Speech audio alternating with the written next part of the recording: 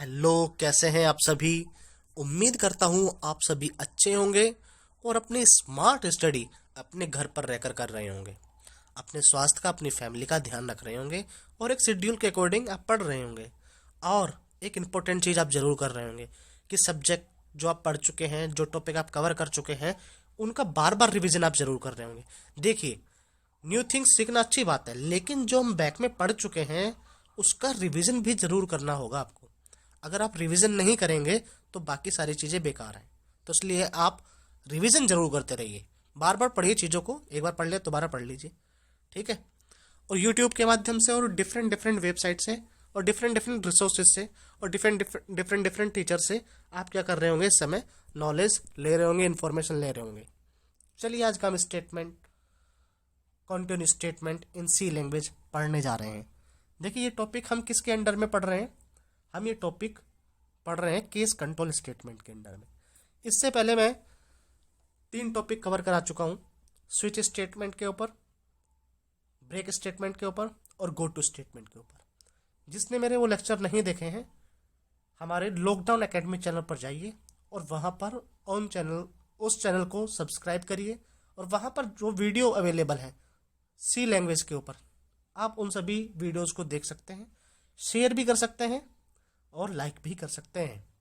और जो कमियां हमारे लेक्चर में हैं, आप उसको कमेंट बॉक्स में ज़रूर बताइएगा ताकि हम एनहेंस कर सकें अपने आप को।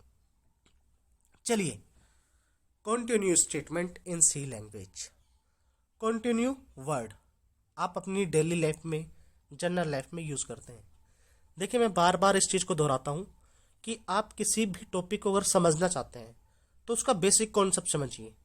बेसिक कॉन्सेप्ट समझते हुए जिस लैंग्वेज में या जिस सिलेबस में या जिस टॉपिक में या जिस सब्जेक्ट में आप उसे कवर कर रहे हैं, वहाँ पर उसको यूज़ करिए।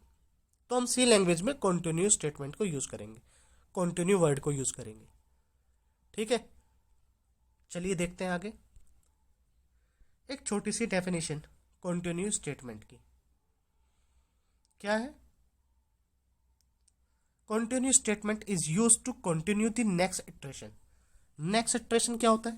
देखिए, इटरेशन हमने यूज किया है जब हम किसी भी चीज को रिपीट कर रहे हैं, लूप के लिए ही बेसिकली इटरेशन को यूज किया जाता है। कंटिन्यू स्टेटमेंट में हम क्या करते हैं, जैसे कि हम कोई लूप यूज कर रहे हैं, लूप यूज करते हुए हमें कोई वैल्यू स्किप करानी है लेकिन हमें लूप से बाहर नहीं आना, तो हम क्या करेंगे, कंटिन्यू स्टेटमेंट का यूज करेंगे। अभी तक हमने ब्रेक में क्या किया था, ब्रेक स्टेटमेंट में हम कर रहे थे कि हम लूप से ही बाहर आ जा रहे थे, लेकिन हम यहाँ लूप से बाहर नहीं आएंगे। अगर हमें कोई चीज़ स्किप करनी है, कोई चीज़ छोड़नी है, तो उसके लिए हम कंटिन्यू स्टेटमेंट का यूज़ कर लेंगे, हम बाहर नहीं आएंगे। फिर वो क्या करेगा, उन पर्टिकुलर वैल्यूज़ को स्किप कर देगा या छोड़ देगा और बाकी की वैल्यू प्रिंट करा देगा, ठीक है। आई होप आपको ये समझ में आ रहा होगा। जैसे सपोज करो हमें 0 से लेकर 9 तक की वैल्यू प्रिंट करानी है, लेकिन हम चाहते हैं बीच में 5 और 6 जो है स्किप हो जाए, 5 और 6 जो है स्किप हो जाए, ठीक है। 0 तो क्या होगा, 0 1 2 3 4, 5 और 6 स्किप हो गया, उसके बाद 7 8 और 9, ठीक। तो हम इसके बीच में क्या यूज़ कर लेंगे, जब हमने 5 और 6 को स्किप करना चाहा, उन्हें छोड़ना चाहा, तो वहीं पर हम क्या करेंगे, कॉन्टिन्यूस स्टेटमेंट का यूज़ करेंगे। एक और बात, कॉन्टिन्यूस स्टेटमेंट को हम वाइल लूप में, डू वाइल लूप में, फॉर लूप में यूज कर सकते हैं, ठीक। Continuous statement is use to continue the next iteration of for loop, while loop, do while loop, ठीक। So the remaining statement are skipped within the loop for that particular iteration. जो हम loop use कर रहे हैं वो continue रहेगा, बस इसमें कुछ वैल्यूज जो हैं छोड़ दी जाएंगी। और इसका जो स्टेटमेंट है वो बिल्कुल सिंपल है, जैसा कि ब्रेक का था। यहां पर देखिए, syntax continue with semi colon, ध्यान में रखिएगा, ये जो कोलन जहां पर बोला जाता है वहां पर कोलन यूज होगा, जहां पर सेमी कोलन बोला जाता है वहां पर सेमी कोलन यूज होगा। आप इस बात का विशेष तौर से ध्यान रखिएगा। चलिए आगे देखते हैं। यहां पर एक प्रोग्राम हम ले रहे हैं, प्रोग्राम वही है जो हमने गो टू स्टेटमेंट में यूज़ किया था और जो हमने ब्रेक स्टेटमेंट में यूज़ किया था।